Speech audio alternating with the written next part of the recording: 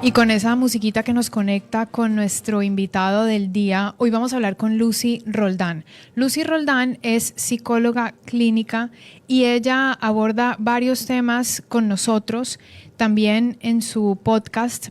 Y decidimos que hoy íbamos a hablar en La Lupa sobre cómo el 2025 comienza con salud mental.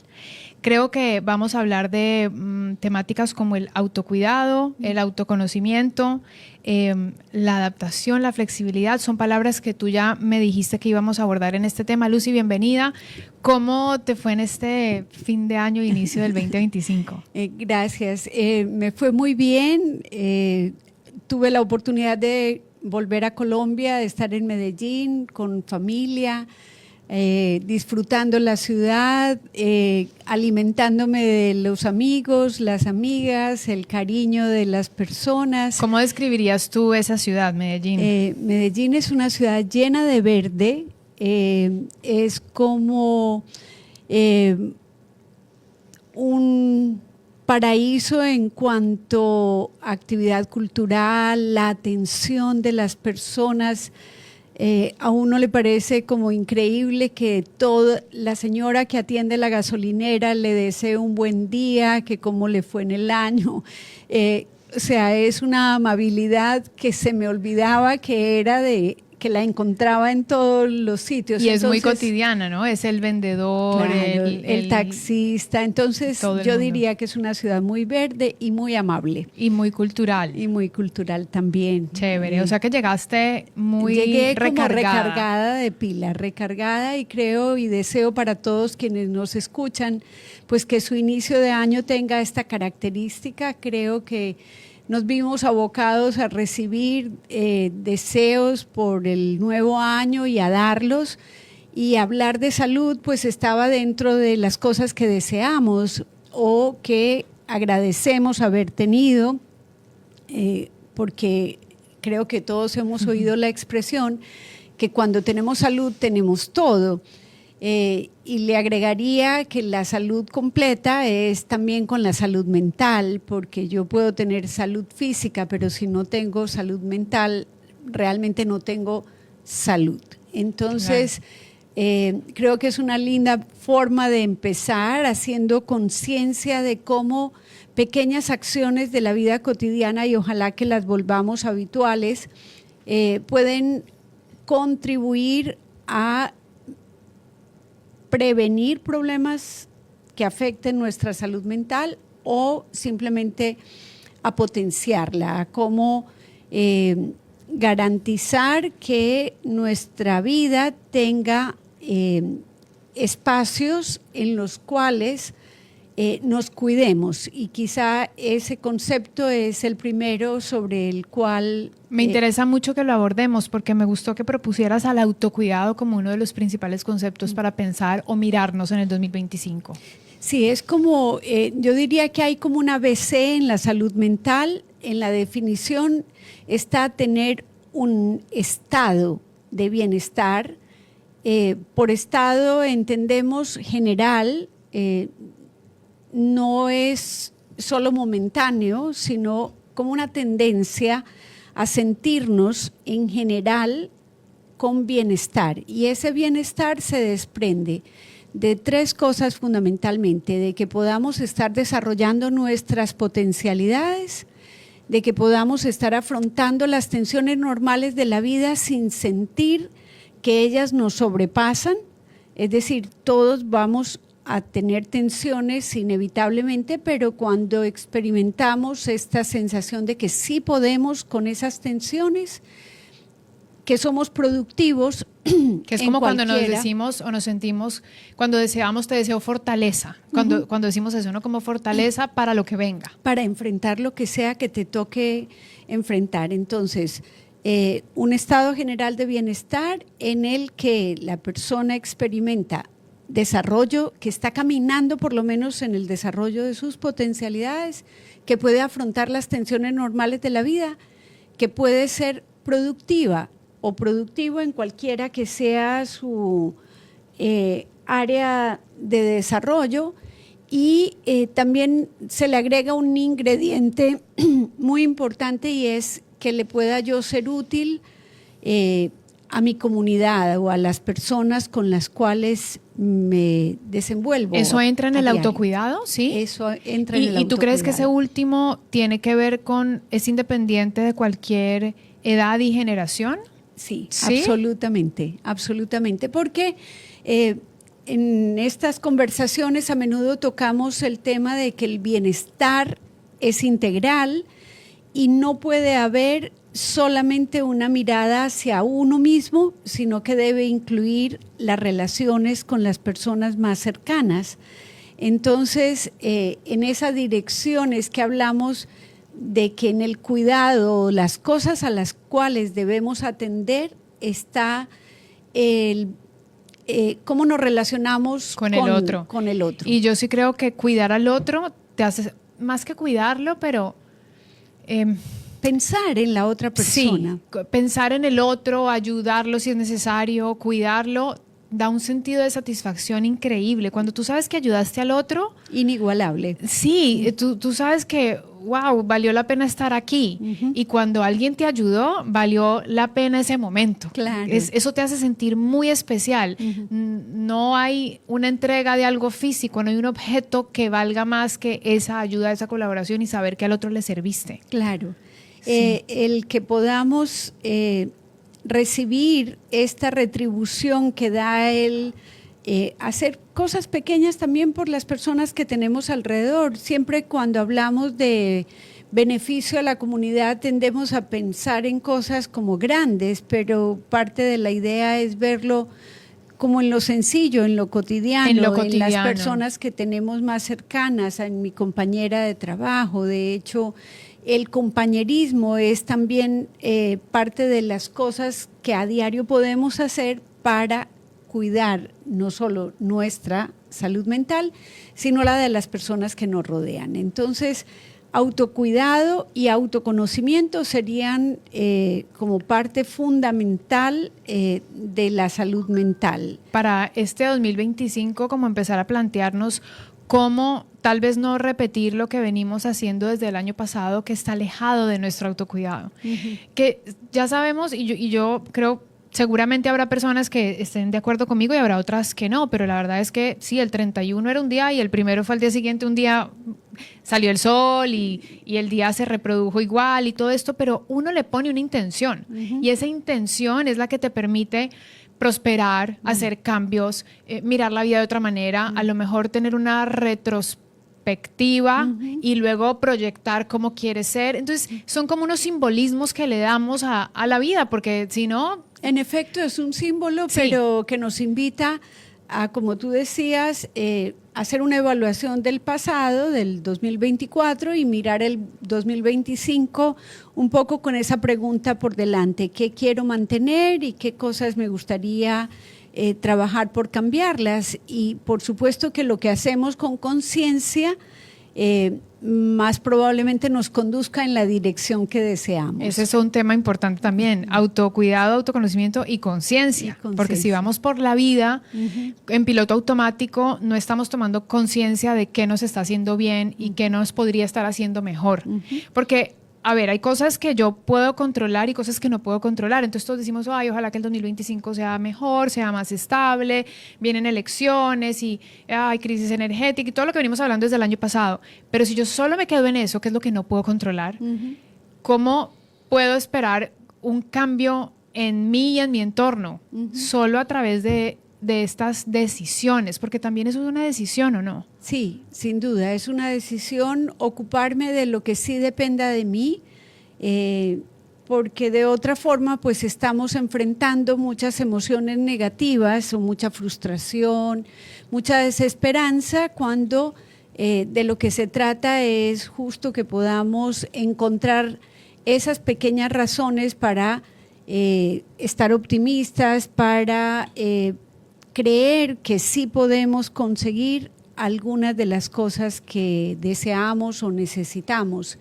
Entonces, esta confianza en que yo puedo trabajar en la dirección que yo quiero va a darme como una plataforma muy importante emocionalmente Y sería otra parte de la salud mental. Hablábamos de poder con las tensiones normales de la vida y una de las, también de las observaciones repetidas que hacemos es que tener salud mental no es no tener emociones negativas, por supuesto.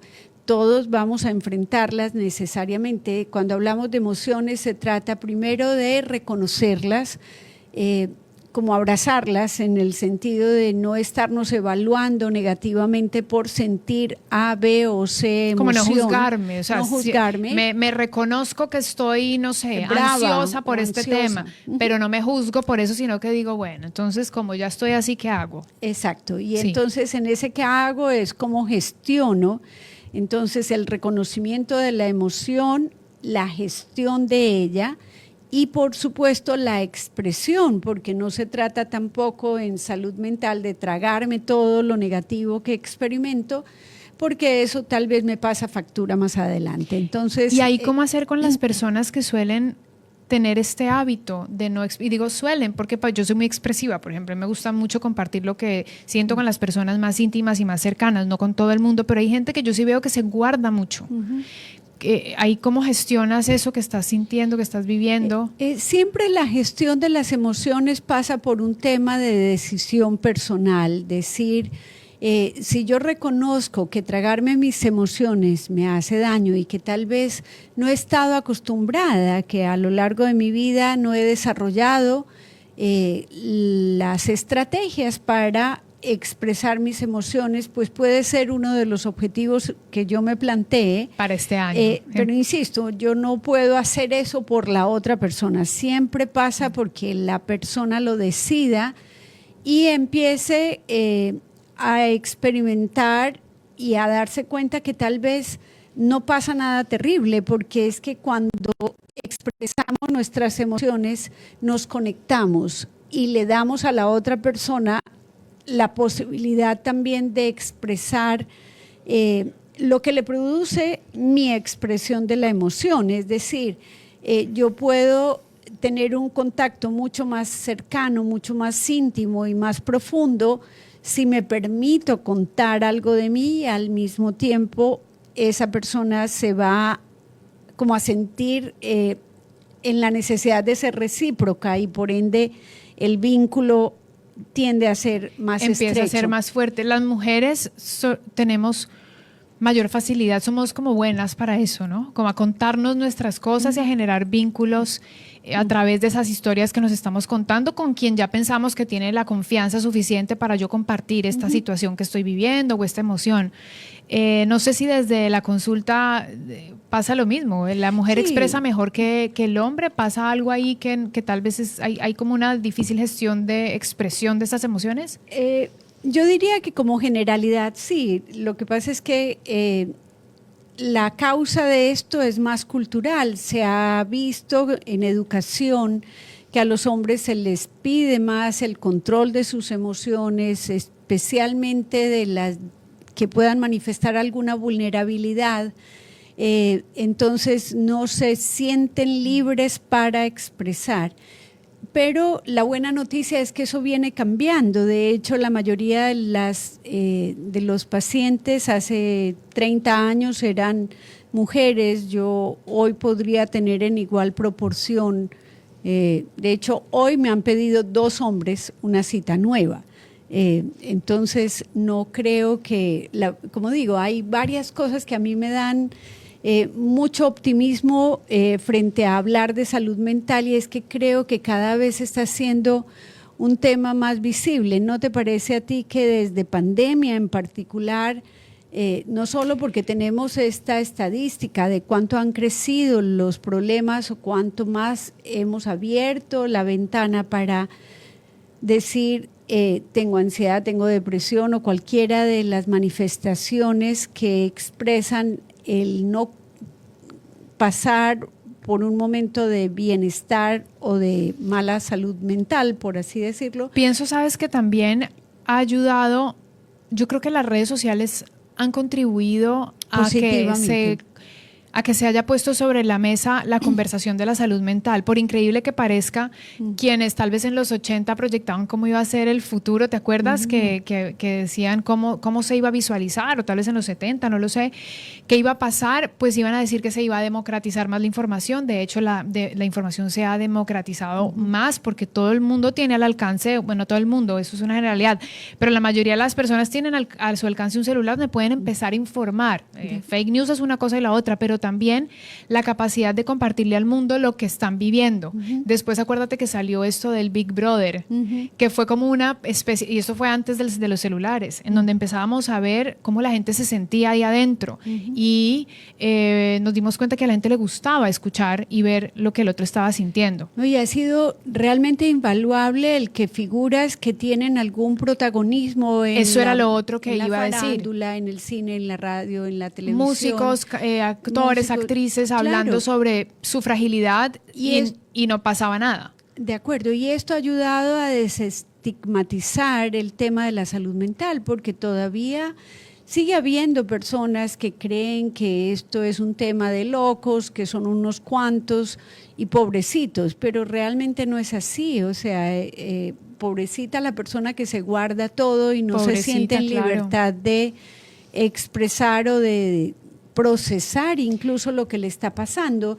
Pero sí, yo creo que es un momento muy propicio para que globalmente tengamos una postura frente a hablar de salud mental en las empresas, en los colegios, en las familias, cómo todos podemos contribuir o al bienestar, como decía, este estado general de bienestar, o como tal vez con un exceso de estrés en el trabajo, con una jornada de 12 horas, estamos contribuyendo a que las personas pierdan su salud mental. Claro, eso nos permite también tener mayor flexibilidad frente al otro, porque sé que yo también puedo ser vulnerable, me he sentido de una u otra manera, el otro también lo puede estar sintiendo. Y tú tenías una de esos términos como parte del bienestar para el 2024, la flexibilidad. ¿Quieres desarrollarlo?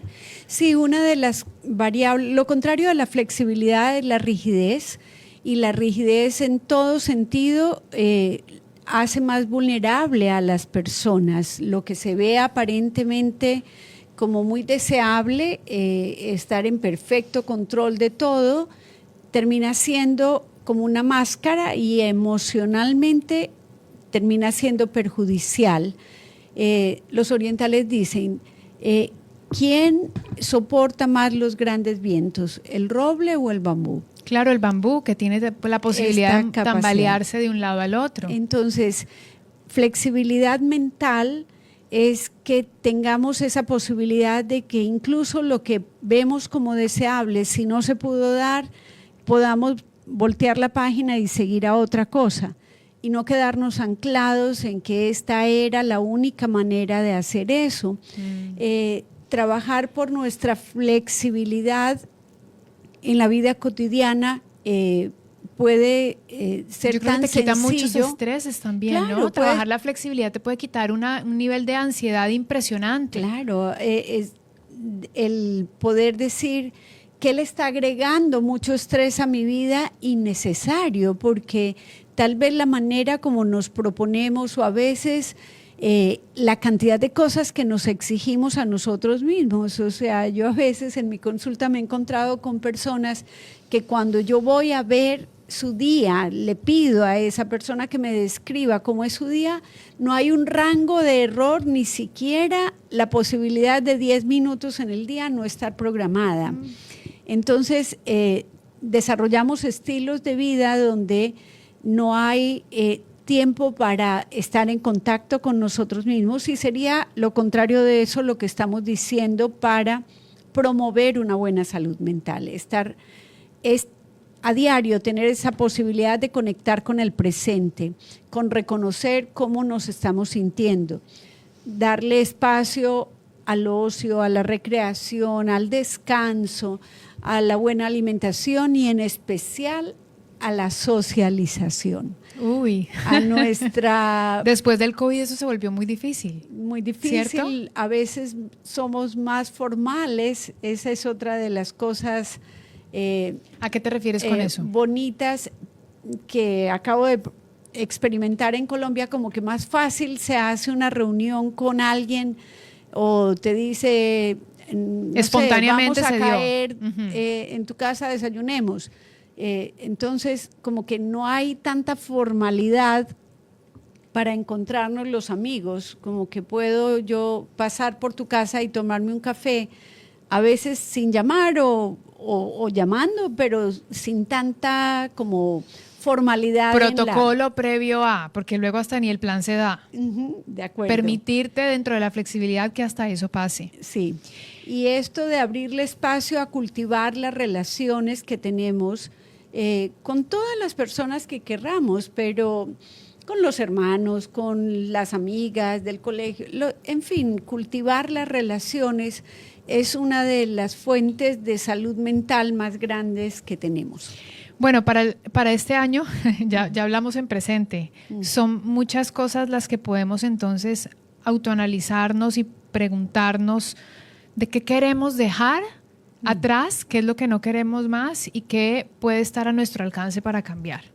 Parte de la conversación que estamos teniendo hoy es esa, es que cada uno de nosotros se haga las preguntas, ¿qué quiero mantener, lo que tú dijiste, y qué debo trabajar? Y que debo trabajar y como sugerencia, no ponernos grandes cosas, un listado enorme, porque una de las cosas que sucede y se ha estudiado es que al inicio del año a veces hacemos muchos propósitos, como pero muchas metas, sí. Leía desde, no sé, que voy a ir tanto tiempo al gimnasio, que voy a ahorrar tanto, que voy a ir a... En fin, cada persona mirará cuáles metas se ha propuesto, pero decía un estudio que leí recientemente mostraba que la mayoría de personas para junio ya ha declinado esos objetivos, es decir, empezó con mucho ahínco, pero no los logró mantener. Entonces, para mantener esos propósitos, por eso es que sugiero que sean poquitos, como que realmente respondan a la pregunta de ¿para qué voy a hacer este cambio? De la motivación. De cuál es el propósito de hacer una determinada cosa, y cuando lo tenemos al frente, el propósito, vamos a ser capaces de mantenernos allí y persistir, no dejarlo de lado, porque a veces es este afán de escribir propósitos, de cerrar el año nuevo, cerrar el año viejo, quemando lo viejo y escribiendo en un papelito lo nuevo. Y está bien, yo creo que todo... Lindo ritual, pero tú dices como no atiborrar de objetivos, porque luego tendemos a declinarlos logras. Y esto es un estudio, no es inventado por mí, además de que creo que sí es una percepción general el que empezamos con mucho ahínco y después ya no nos mantenemos en esos propósitos, porque no es fácil, especialmente si esos propósitos pues no tienen ese para qué muy claro. Claro, luego se te pierden.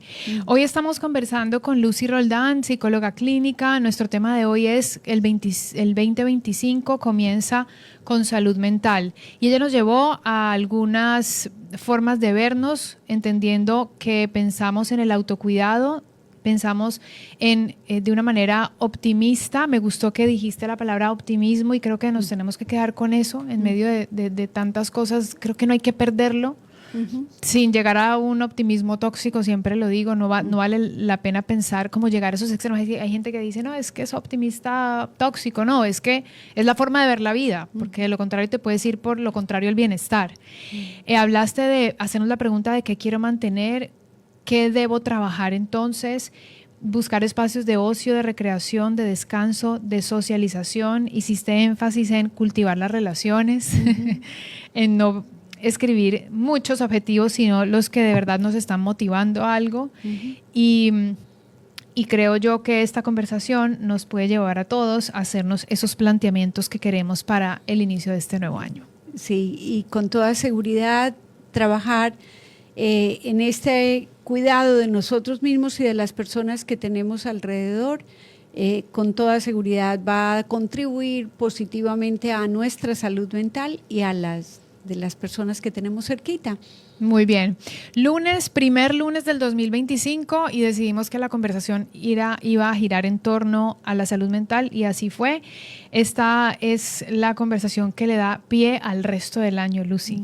Así que te veremos los próximos meses con más Gracias por temas. la invitación. Ya este es nuestro 4º año. Increíble, ¿no? Sí, maravilloso. Cuarto. Cuarto. Haciendo pues un programa mensual y desarrollando temáticas que son de interés, y si las personas que nos escuchan estuvieran interesadas en algún tema particular, pues estamos las dos encantadas de poder desarrollar ese tema. Ya yo tengo un plancito para los 11 temas restantes que tendremos, pero ahí las debatimos, claro. Bienvenidas las sugerencias, pues porque el objetivo de esto es contribuir a la psicoeducación, que es quizá también una de las cosas maravillosas, conectándola con el tema de estos espacios sirven justamente para que la información en aspectos psicológicos alcance a muchas personas y puedan tener herramientas que les permitan vivir mejor. Gracias, Lucy, por acompañarnos hoy. Gracias a ti.